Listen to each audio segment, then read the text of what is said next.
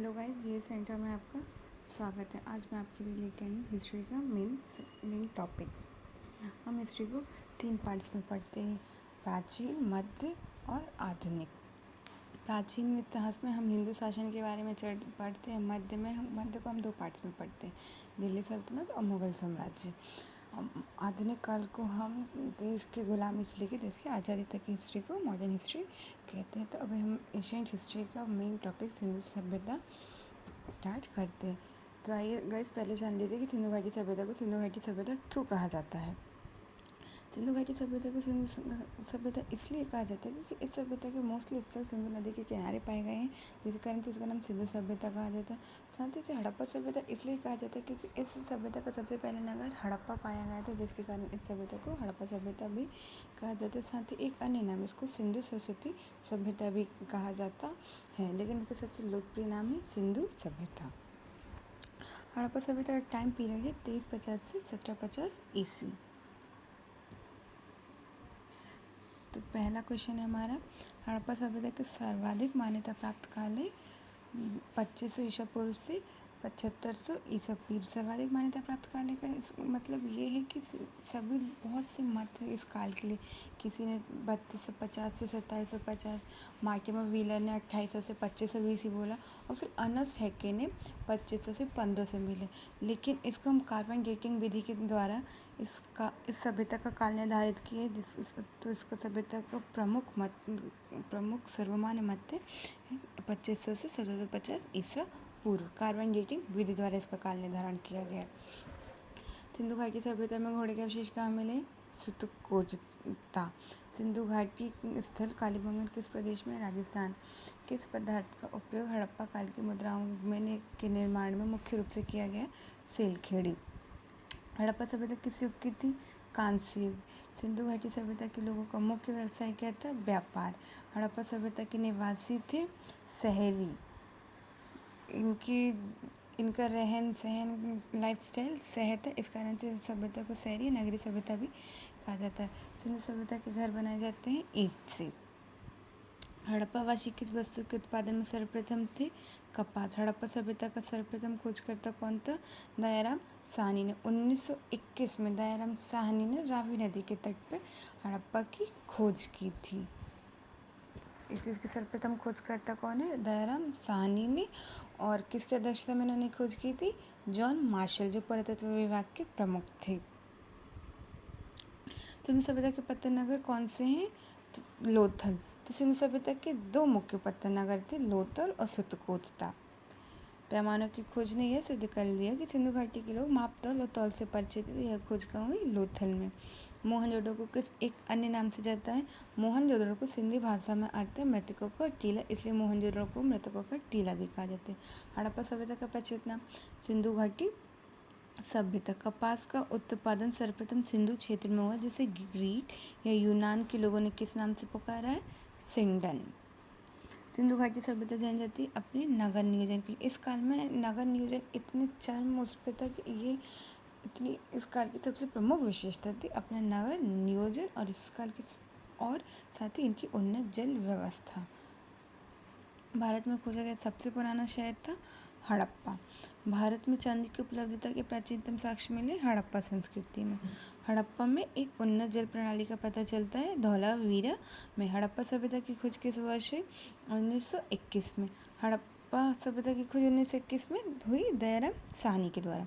हड़प्पा की मिट्टी के बर्तन में सामान्यतः किस रंग का उपयोग होता है? सामान्यतः लाल रंग का होता है, पर इस सभ्यता के लोग लाल, गुलाबी, काला, पीला सभी रंग का उपयोग करते थे, पर मुख्यतः आपको लाल रंग देखने को मिलेगा। सिंधु घाटी की सभ्यता विकसित अवस्था में किस स्थलों के घरों में कुओं के अवशेष मिले हैं? मोहनजोदड़ो में। सिंधु सभ्यता के घरों की प्रमुख विशेषता थी अलग किचन, कुआं और एक आंगन।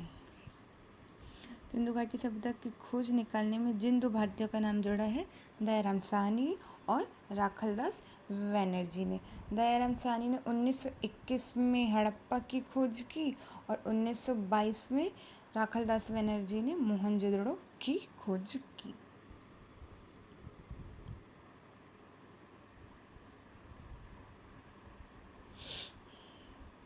रंगपुर, जहां हड़प्पा की समकालीन सभ्यता थी सौराष्ट्र में।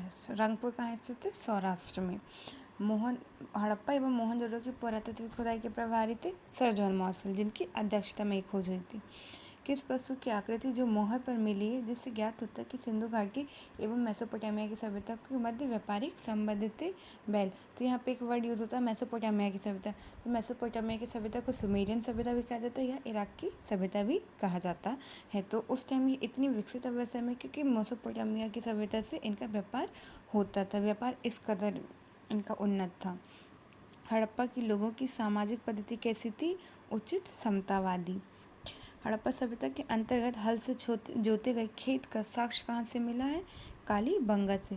सैंडल सभ्यता की ईंटों का अलंकरण किस स्थान से मिला है? कालीबंगा से। मोहनजोदड़ो कहाँ स्थित थे? सिंध में, और सिंध वर्तमान में पाकिस्तान में। सिंधु सभ्यता में बृहद नगर पाया जाता है मोहनजोदड़ो में। हड़प्पा कालीन स्थल में अभी तक किस धातु की प्राप्ति नहीं हुई है? लोहे की। किस पशु के अवशेष सिंधु घाटी सभ्यता में प्राप्त नहीं हुई? गाय के। स्वतंत्रता के पश्चात भारत में सबसे अधिक संख्या में हड़प्पाकालीन स्थलों की खोज किस प्रांत से हुई है? गुजरात से। किस हड़प्पाकालीन स्थल से नित्य मुद्रा वाली स्त्री की कांस्य मूर्ति प्राप्त हुई है? मोहनजोदड़ो से। हड़प्पा वासी किस धातु से परिचित नहीं थे? लोहा से। उन्हें लोहा, उस काल में लोहा तो था, पर उस लोहे का क्या यूज़ है, उस कारण लोहे का यूज़ है क्या है, ये सिंधु घाटी सभ्यता के लोगों को नहीं पता था, इसलिए इस सभ्यता को ये कांस्ययुगीन सभ्यता भी कहा जाता है। और इस सभ्यता को लोगों को लोहे व घोड़े का ज्ञान नहीं था। किस हड़प्पाकालीन स्थल से युगल समाधान का साक्ष्य मिला है? लोथल। मानव समाज विलक्षण है क्योंकि वह मुख्यतः आश्रित होती है संस्कृति पर। सिंधु सभ्यता संबंधित है आदि ऐतिहासिक युग से। तो हम मानव सभ्यता को 3 पार्ट्स में पढ़ते हैं: प्रागैतिहासिक काल, आदि ऐतिहासिक काल और ऐतिहासिक काल। तो प्रागैतिहासिक काल वो होता है ना जिसमें लिखना आता था, ना पढ़ना लिखना आता था। और आदि ऐतिहासिक काल में जिसमें लिखना तो आता है लेकिन हम पढ़ नहीं सकते, तो उसको आदि ऐतिहासिक काल है। इस सिंधु घाटी सभ्यता के लोग लिख तो सकते थे लेकिन उनकी लिपि को आज तक पढ़ा नहीं, क्योंकि उनकी लिपि भाव चित्रात्मक थी, वर्णात्मक नहीं थी। सिंधु घाटी सभ्यता गैर सभ्यता थी क्योंकि वह थी नगरीय सभ्यता। गैर आर्य थी, इसका मतलब ये है कि गैर आर्य था, आर्य ग्रामीण थे, और सिंधु घाटी सभ्यता नगरीय थी। सिंधु घाटी सभ्यता के आर्यों के पूर्व की रखे जाने का महत्वपूर्ण कारक है मृदभांड। सिंधु घाटी सभ्य संस्कृति वैदिक सभ्यता से भिन्न थी क्योंकि इनके पास विकसित शहर जीवन की सुविधाएं थी। हड़प्पा संस्कृति की जानकारी का प्रमुख स्रोत है पुरातात्विक खुदाई। हमें खुदाई के द्वारा ही ऐसे अवशेष मिले हैं जिससे हम ये कह सकते हैं कि यहाँ पे एक प्राचीन सभ्यता थी, इसलिए इसका मुख्य स्रोत पुरातात्विक खुदाई। इसलिए क्योंकि हमें हड़प्पा सभ्यता की अधिकांश जानकारी खुदाई के दौरान मिलती है। हमें कोई ग्रंथ, कोई बुक से हड़प्पा सभ्यता की जानकारी नहीं मिली है। हमें सिर्फ एक खुदाई के द्वारा मोहर मूर्तियाँ, इन सब के द्वारा हमें पता चला कि यहाँ पे एक विकसित सभ्यता थी, इसलिए इसका मुख्य स्रोत है पुरातात्विक खुदाई। सिंधु घाटी के निवासियों की सभ्यता के जानने का मूल स्रोत है वहाँ पाए गए बर्तन, जेवर, हथियार और औजार। भारत में चांदी की उपलब्धता के प्राचीनतम साक्ष्य मिले हैं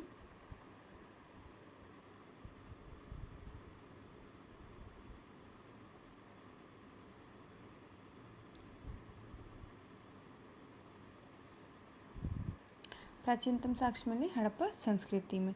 हड़प्पा में मिट्टी के बर्तनों पर सामान्यतः किस रंग का उपयोग हुआ था? लाल।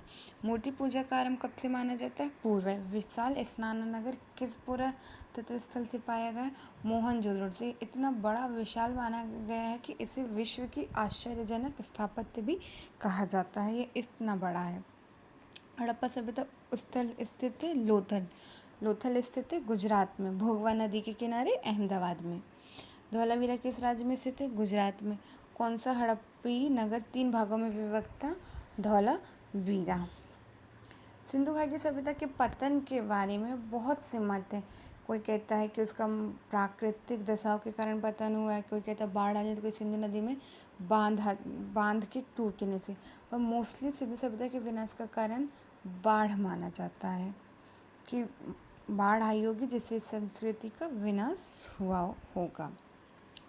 सिंधु घाटी सभ्यता का हमारा ये टॉपिक यहाँ पे ख़त्म होता है। Please likes, comments and subscribes.